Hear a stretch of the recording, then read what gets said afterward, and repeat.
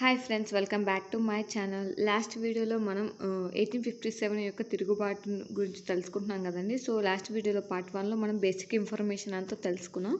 So ఇది వచ్చేసి మనకి తిరుగుబాటు జరిగిన వివిధ ప్రదేశాలండి. ఫస్ట్ వీడియోలో అయితే మనం అసలు ఆ తిరుగుబాటు కారణాలు ఏంటి, రాజకీయ కారణాలు ఏంటి, ఆర్థిక కారణాలు ఏంటి, మతపరమైన కారణాలు ఏంటి, అండ్ తక్షణ కారణాలు ఏంటి, సైనిక కారణాలు ఏంటి, సో ఇలాంటి ఇన్ఫర్మేషన్ అంతా తెలుసుకున్నాం కదండి. సో ఇప్పుడైతే మనం ఈ తిరుగుబాటు ఏ ప్రదేశాల్లో జరిగిందో తెలుసుకుందాం. సో నేనైతే ఇది 2 వీడియోస్ చేద్దాం అనుకున్నానండి, బట్ ఇదైతే చాలా లెంతీగానే ఉంది. అంటే ఇన్ఫర్మేషన్ చాలా ఎక్కువగానే ఉంది. సో ఇప్పుడైతే మనం 3 వీడియోస్గా చేసుకుందాం. సో ఫస్ట్ అయితే ఆల్రెడీ ఒక వీడియో పోస్ట్ చేసేసాను కదా, బేసిక్ ఇన్ఫర్మేషన్ గురించి, అసలు కారణాలు ఏంటి, సైనిక కారణాలు, తక్షణ కారణాలు, సాంఘిక కారణాలు. సో ఈ ఇన్ఫర్మేషన్ అంతా ఆల్రెడీ ఒక వీడియో పోస్ట్ చేశాను. ఎవరైనా చెక్ చేయకపోతే చెక్ చేయండి, నేను ఐకార్ట్లో ఇస్తాను, ఆర్ మన ఛానల్లో హిస్టరీలోకి వెళ్ళి చూసినా మీకు అనేది కనిపిస్తుంది. ఓకేనా. సో ఇప్పుడైతే తిరుగుబాటు జరిగిన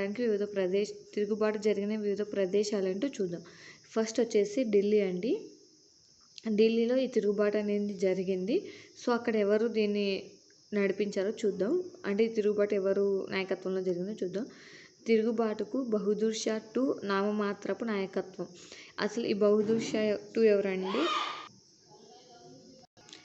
సో ఈ బహదూర్ షా II ఎవరంటే మొఘల్ చక్రవర్తి అండి. సిపాల్ మిరాట్ నుంచి ఢిల్లీకి వెళ్ళి మొఘల్ చక్రవర్తి 2వ బహదూర్ షా జాఫర్ను తమ నాయకుడిగా ఎన్నుకున్నారు. సో బట్ ఈయన నామమాత్ర నాయకత్వమే వహించారు. సో అసలు తిరుగుబాటు ఎవరు జరిపించారంటే జనరల్ బక్తీ ఖాన్ ఈ తిరుగుబాటుకు నిజమైన నాయకత్వం వహించాడు. ఓకేనా. జనరల్ బక్తీ ఖాన్, బహదూర్ షా అనేది మాత్రమే, అంటే అతను ఏదో అలా పైన, బట్ జనరల్ బక్తీ ఖాన్ అనే అతను తిరుగుబాటును నడిపించడం జరిగింది. బహదూర్ షా II సైనిక అధికారులు బిఎస్ జాఫర్ జనరల్.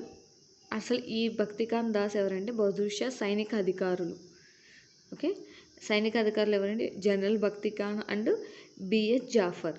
అంటే ఈ బహదూర్ షా రాజు అయితే సైనిక అధికారులు ఎవరంటే BS Zafar and general Bakht Khan. వీళ్ళు ఈ తిరుగుబాటుని నడిపించడం జరిగింది. సో నెక్స్ట్ వచ్చేసి తిరుగుబాటుదారులు ఢిల్లీలోని ఆయుధగారాన్ని ముట్టడించడానికి ప్రయత్నించగా ఈ ఆయుధగారాన్ని, అంటే ఆయుధాలు నిల్వ చేస్తారు కదా, ఆయుధాలు ఉండే ప్లేస్ని పేల్చివేసిన ఆంగ్ల అధికారి వెల్లోడి. అంటే మన వాళ్ళు ఈ ఆయుధగారాన్ని ముట్టడించి ఆయుధాలను తీసుకోవాలని ప్రయత్నించగా ఆయుధగారాన్ని, అంటే ఆయుధాలు ఉన్న ప్లేస్ని పేల్చివేసిన ఆంగ్ల అధికారి వెల్లోడి. ఓకేనా. నెక్స్ట్ వచ్చేసి తిరుగుబాటును అణచివేయడానికి వచ్చిన జాన్ నిల్సన్ను సిపాయిలు అంతం చేశారు. అంటే మన వాళ్ళు అతన్ని చంపేశారు. కర్నల్ రిప్లీ మరియు సైమన్ ఫేజర్లు కూడా చంపబడ్డారు. సో ఈ తిరుగుబాటులో వీళ్ళు ముగ్గురు చంపబడ్డారు. Colonel Ripley, John Neilson and Simon Fraser కూడా చంపబడ్డారు. ఢిల్లీ తిరుగుబాటును అణచివేసిన సైనికాధికారి హడ్సన్ జాన్స్ నికోలస్, ఇతను చంపబడ్డాడు. ఓకే, ఇతను కూడా చంపబడ్డాడు. బట్ ఈ ఢిల్లీలో జరిగిన తిరుగుబాటును అనేది అణచివేయడం, అంటే క్లోజ్ చేయడం జరిగింది ఇతను. సో ఇది కూడా ఇంపార్టెంట్ అండి. ఎవరు అణచివేశారు అంటే John Nicholson, Hodson and John Nicholson చంపబడ్డాడు. తర్వాత 1857 సెప్టెంబర్ 20 నాటికి ఢిల్లీ తిరిగి ఆంగ్లేయుల వశం అయ్యింది. అంటే ఇది ఎప్పుడు స్టార్ట్ అయింది మనకి? సో మనకి స్టార్ట్ అయింది May 10th స్టార్ట్ అయిందండి. బట్ సెప్టెంబర్ 20 నాటికి మళ్ళీ ఆంగ్లేయుల చేతులకి వెళ్ళిపోయింది. ఓటమిని గుర్తించిన 2వ బహదూర్ షా జాఫర్ ఢిల్లీలోని హుమాయూన్ సమాధి వద్ద తలదాచుకున్నాడు. అంటే వాళ్ళ దగ్గరికి వెళ్ళిపోయింది, అతను చంపేస్తారని చెప్పేసి అతను హుమాయూన్ సమాధి వద్ద తలదాచుకున్నాడు. ఆంగ్లేయులు ఇతన్ని బంధించి తిరుగుబాటుకు ముఖ్య కారకుడుగా అతను నెపాన్ని మోపి రంగూన్కు బందీగా పంపించారు. రంగూన్ అనే ప్లేస్కి ఇతన్ని బందీగా పంపించారు. 1862, అంటే ఇది జరిగిన 5 ఏళ్ళకి రంగూన్లో 2వ బహదూర్ షా జాఫర్ మరణించాడు. ఓకే, రంగూన్లో ఎక్కడంటే బర్మాలో 2వ బహదూర్ షా జాఫర్ మరణించడం జరిగింది. భారతదేశపు చివరి చక్రవర్తి సమాధి రంగూన్లో గలదు. అంటే మనకి చివరి చక్రవర్తి ఎవరండి ఇక్కడ? బహదూర్ షా II, 2వ బహదూర్ షా జాఫర్. ఇతని చిట్ట చివరి చక్రవర్తి. అతని సమాధి ఎక్కడ ఉంది? రంగూన్లో ఎక్కడ? బర్మాలో. ఓకే, ఇది ఢిల్లీలో. ఇప్పుడు నెక్స్ట్ వచ్చేసి కాన్పూర్లో తిరుగుబాటు ప్రారంభమైన తేదీ 1857 జూన్ 5. మనకి నార్మల్గా స్టార్ట్ అయింది మే 10th, బట్ ఇక్కడికి వచ్చేసరికి మే 10thలో స్టార్ట్ అయింది. బట్ కాన్పూర్లో మాత్రం జూన్ 5, అంటే అక్కడ నుంచి ఇక్కడికి ఆ తిరుగుబాటు ఇన్ఫర్మేషన్ పాస్ అయ్యి ఆ కాన్పూర్లో స్టార్ట్ అవ్వడానికి జూన్ 5 అయింది. ఓకేనా, 1857 జూన్ 5. చరిత్రకారులు కాన్పూర్కి ఇచ్చిన బిరుదు ఏంటంటే భారత విప్లవ రాజధాని. అంటే ఇక్కడ ఎక్కువ విప్లవంగా ఉన్నారనేమో మేబీ. సో ఇది గుర్తుపెట్టుకోండి, ఇంపార్టెంట్. చరిత్రకారులు కాన్పూర్కి ఇచ్చిన బిరుదు భారత విప్లవ రాజధాని. అంటే ఇక్కడ బాగా విప్లవం అనేది, ఈ తిరుగుబాటు అనేది బాగా జరిగిందేమో. కాన్పూర్ తిరుగుబాటుకు నాయకుడు నానాసాహెబ్. ఇతను ఎవరండి? నానాసాహెబ్ అనే నానాసాహెబ్ అనే పేరు మనకు ముందే వచ్చింది కదా. సో ఈ నానాసాహెబ్ ఎవరంటే పీషా రెండవ బాజీరావు అతను దత్తపుత్రుడు. సో ఇతనికి అతను చనిపోయిన తర్వాత భరణం ఇవ్వకుండా ఇతనికి ఇవ్వలేదు. సో దానికోసం ఇతను అనేది తిరుగుబాటుకు నాయకత్వం వహించాడు. ఓకేనా. నానాసాహెబ్ అసలు పేరు గోవింద దోండు పండిత్. ఇతని అసలు పేరు ఏంటండి? గోవింద్ దోండు పండిత్. ఇతను పీషా రెండవ బాజీరావు దత్త కుమారుడు, చెప్పాను కదండి. బట్ ఈ పీషా రెండవ బాజీరావు దత్త కుమారుడు అయిన ఇతను చనిపోయిన తర్వాత ఇతనికి రావాల్సిన భరణం అంటే మనకి పెన్షన్ అంటారు కదా, సో అలాంటిది అది ఇవ్వలేదు. ఎవరికి? నానాసాహెబ్కి ఇవ్వలేదు. ఓకేనా.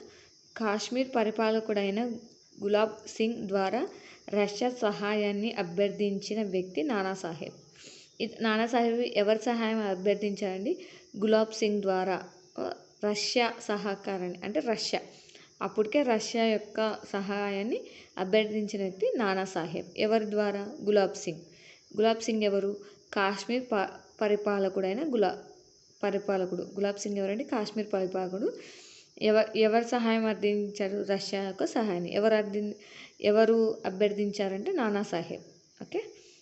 సో నెక్స్ట్ వచ్చేసి నానాసాహెబ్ యొక్క సైనికాధికారి గెరిల్లా యుద్ధ నిపుణుడు తాంతియా తోపే. ఓకేనా. నానాసాహెబ్ యొక్క సైన్యాధికారి ఎవరండి? తాంతియా తోపే అసలు పేరు రామచంద్ర పాండురంగ. తాంతియా తోపే అసలు పేరు ఏంటంటే రామచంద్ర పాండురంగ. తాన్సేన్ అసలు పేరు రమాతాను పాండే.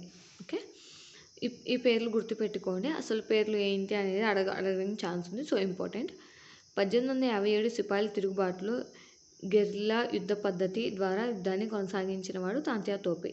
ఈ పద్ధతి గెరిల్లా. కాన్పూర్ తిరుగుబాటును అణచివేసిన సైనికాధికారి సర్ కానింగ్ క్యాంబెల్.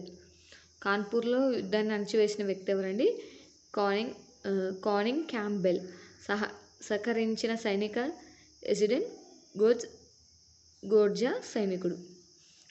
1857 డిసెంబర్ 6 నాటికి ఆంగ్లేయులు కాన్పూర్ హస్తగతం అయింది. అంటే జూన్లో మొదలుపెట్టారు, బట్ డిసెంబర్ 6 కల్లా మళ్ళీ ఆంగ్లేయుల చేతికి వెళ్ళిపోయింది. నానాసాహెబ్ నేపాల్కు పారిపోయాడు.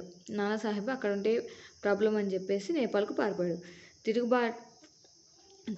తిరుగుబాటును చివరి వరకు కొనసాగించిన వ్యక్తి తాంతియా తోపే. తాంతియా తోపే ఎవరండి? సైనికాధికారి. ఓకే. తాంతియా తోపే ఝాన్సీ లక్ష్మీబాయికి సహకారం అందించారు. ఝాన్సీ లక్ష్మీబాయి వాళ్ళ దగ్గర కూడా తిరుగుబాటు అని జరిగింది. సో నెక్స్ట్ వస్తుంది. ఓకే. మాన్ సింగ్ అను వ్యక్తి నమ్మక ద్రోహం వల్ల తాంతియా తోపే ఆంగ్లేయులకు పట్టుబడి 1859 ఏప్రిల్ 18న తాంతియా తోపే ఉరి తీయబడ్డాడు. ఓకే. ఎవరి కారణంగా అండి? మాన్ సింగ్ అనే వ్యక్తి నమ్మక ద్రోహం వల్ల తాంతియా తోపే ఉరి తీయబడ్డాడు. నెక్స్ట్ వచ్చేసి అయోధ్య, లక్నో, అవధ్.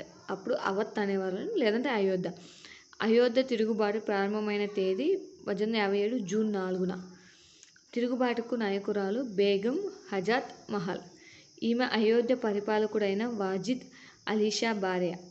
ఆమె తన కుమారుడైన బిర్జిస్ ఖాదీని అయోధ్య పరిపాలకుడు ప్రకటించింది. ఎవరండి? బిజ్జిస్ కాద్రిని. తిరుగుబాటు సమయంలో Ayodhya British resident Henry Lawrence. Ayodhya తిరుగుబాటును వేసినవాడు సర్ కానింగ్ క్యాంబెల్. సో ఇతను ఎవరండి? ఇందాక కూడా ఇక్కడ ఉన్నాడు కదా, ఇక్కడ కూడా అతనే కదా, సర్ కానింగ్ క్యాంబెల్. ఓకే, అంటే కాన్పూర్కి అండ్ అయోధ్యకి ఒకరే అణచివేయడం జరిగింది. 1858 మార్చి నాటికి అయోధ్య తిరిగి ఆంగ్లేయుల వశం అయిపోయింది. బేగం హజరత్ మహల్ నేపాల్కు పారిపోయి అక్కడే మరణించింది. అంటే ఆమె కూడా నేపాల్కు పారిపోవడం జరిగింది. సో నెక్స్ట్ వచ్చేసి మనకి ఝాన్సీ. దీని పాలకుడు గంగాధర్రావు ఎవరంటే లక్ష్మీబాయి గారి భర్త. గంగాధర్రావు భార్య లక్ష్మీబాయి. 1835లో కాశీ అనే గ్రామంలో జన్మించింది. లక్ష్మీబాయికి 1851లో గంగారావుతో వివాహమైంది. సో లక్ష్మీబాయి అసలు పేరు మణికర్ణిక. సో ఇంపార్టెంట్ అండి, గుర్తుపెట్టుకోండి. లక్ష్మీబాయి అసలు పేరు మణికర్ణిక. లక్ష్మీబాయి దత్తపుత్రుడు దామోదర్రావు. సో ఈయనకి దత్తపుత్రుడు ఎందుకంటే ఆమె భర్త చనిపోతాడనమాట. 1852లో లక్ష్మీబాయి భర్త గంగాధర్ మరణించడంతో దామోదర్రావును దత్తపుత్రుడిగా తీసుకుంది. ఝాన్సీ రాజ్యాన్ని రాజ్య సంక్రమణ సిద్ధాంతం ఆధారంగా డల్హౌసీ ఆక్రమించాడు. ఈ రాజ్య సిద్ధాంత పద్ధతి అంటే ఏంటనేది నేను ఫస్ట్ వీడియోలో చెప్పానండి. సో ఎవరైనా చూడకపోతే ఆ వీడియో చూడండి, పార్ట్ 1 చూడండి. ఓకేనా. 1850 జూన్లో ఝాన్సీలో లక్ష్మీబాయి తిరుగుబాటు చేసింది. ఝాన్సీ తిరుగుబాటును అణచివేసిన సైనికాధికారి హీరోజ్. లక్ష్మీబాయి, తాంతియా తోపే ఇద్దరు కలిసి కల్పి వద్ద యుద్ధంను ప్రకటించారు. ఇందాక మనకు తాంతియా తోపే లక్ష్మీబాయికి సహాయం చేశారని చెప్పాం కదా. సో అప్పుడు వీళ్ళిద్దరు కలిసి కల్పి వద్ద యుద్ధాన్ని ప్రకటించారు. లక్ష్మీబాయి చెలికత్తెలు ఇంపార్టెంట్ అండి, మందార, కసి.